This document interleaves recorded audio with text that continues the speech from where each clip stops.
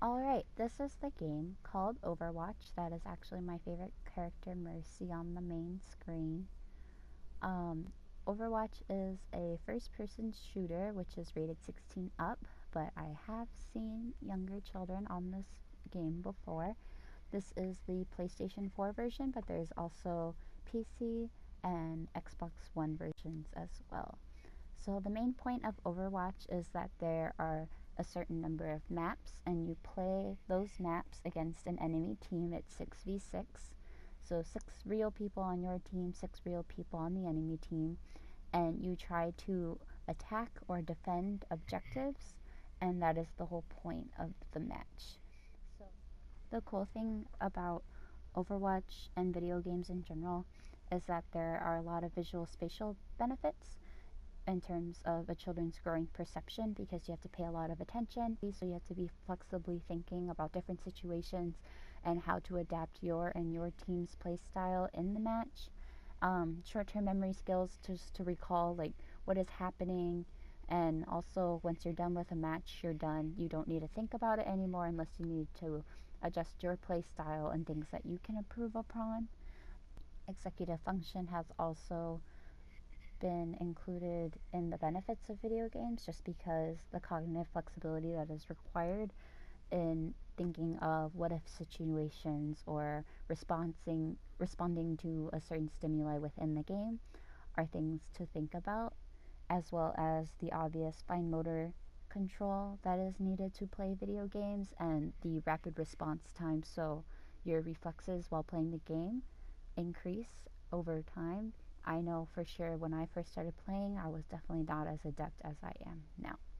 For the actual lesson part, because this was just the history of the game and a brief description, would be comparing and contrasting these heroes. So, like, maybe you have a student that is interested in video games, or they play this video game at home, and your focus is on comparing and contrasting. They could watch this short clip, or really anyone, if they wanted or had an interest in Overwatch, they could watch the clip that I'm about to do to see the benefits and bad things about certain characters or heroes, that's what they're called, of certain heroes and their ability to change the game, basically.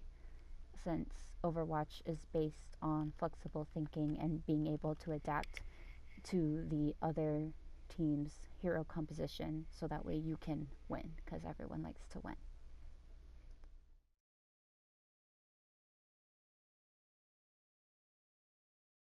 And here are the hero categories. So this is the attack category. You can see the 3 little bullets on the left hand side. All of these characters do damage to the enemy team, and their primary DPS, are what they're called, so damage per second. And they, within their category, are the people that are hit scan characters and projectile based guns. I'm not going to really explain that because that's not what the video is about. And this next section is about the defense category, and these characters are denying space for the team to move in. So they block off areas like by snipers. By you wouldn't be able to move freely in the area because you'd be worried about the snipers trying to get you, or any other hero has some sort of ability that they can do. And then these characters on the right hand side of this is the tank category. You can see the shield. They are in charge of making space, so their attack characters on their team can finish off enemy heroes, as well as making space so that you can secure an objective point. And each hero has, again, their own little subcategory. There's um, shield tanks who have some sort of shield to protect your team, and then there are tanks that are what we consider off tanks, that deal a little bit more damage but do not have a shield for their team. And then this next category is the category I'm going to be talking about with the little plus. It is the support category.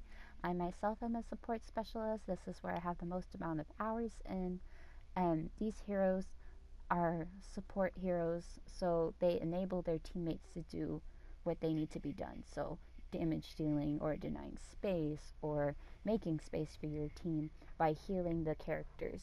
The heroes that heal are Ana, which is the one I'm hovering on right here, Lucio, Mercy, who is my personal favorite, a new character, Moira. Symmetra is a support character, but she does not heal, and then Zenyatta, who heals.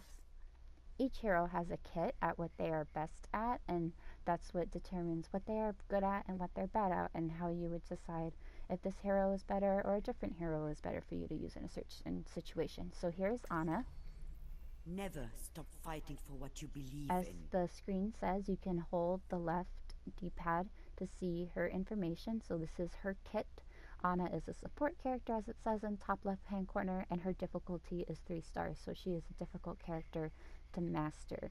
All the characters, I will say, are difficult to be very good at, but some of them require a little bit more time spent into them to be extremely good, if that makes sense. So she has a rifle. Her ultimate is a nano boost, and the ultimate is something that you increase over time to be able to do this game-changing ultimate. That's what it is. And then the rest of her kit is a sleep dart and a biotic grenade, which heals and deals damage. So here is her rifle in action, and she is a sniper, so she can zoom in, I guess would be the word, and deal damage that way. I would be able to heal myself and hurt this bot at the same time. So my health went back up and his health went down. So that is Ana. As you can see, Ana is a slow-moving character and can only defend herself with her sleep dart if she has it up. This leaves her rather defenseless. Mercy, she is my personal favorite. She also has a Caduceus Blaster, which deals damage, and then her staff, which heals and increases damage of the character that I have my beam on. So Mercy can fly quickly to allies and also hop past them. Mercy can also fly into the air and heal from above, and quickly fly back down to get out of bad situations. So she can heal her allies while they fight and also increase their damage to kill enemies faster. Okay, so I can revive a hero on the battlefield. All systems checked out. Alright, so her ultimate is Valkyrie. I will watch over you. So I can fly into the air and increase my healing and also increase the damage that this hero deals.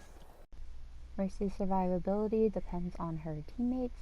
As such, she has to be tethered to them to quickly move around and escape, and if she is focused too hard, then she won't be of any benefit to her team, despite being able to revive fallen teammates on the battlefield. So Moira can transport herself very quickly by using crossfade and deal damage. Touch from afar. There she goes. I will unmake you. So that's how she can kill characters, and she can also heal her teammates, as well as with a healing orb. This will heal you. Coalescence heals and damages allies. So I can heal my ally, but also deal damage. But the negative of that is that I'm immobile mostly while using my ultimate, and I also cannot self-heal myself quite as effectively as the other healers. So these are the 3 primary support healers in Overwatch. Depending on who you choose can determine the effectiveness of your team, since each hero has positive and negatives. Choosing one hero over the other can cost your team the match, but it can also increase your team's chances of winning. So these are just things that you have to keep in mind when you're playing these characters, and really all the other characters in Overwatch, to see who is the best at winning the match for you.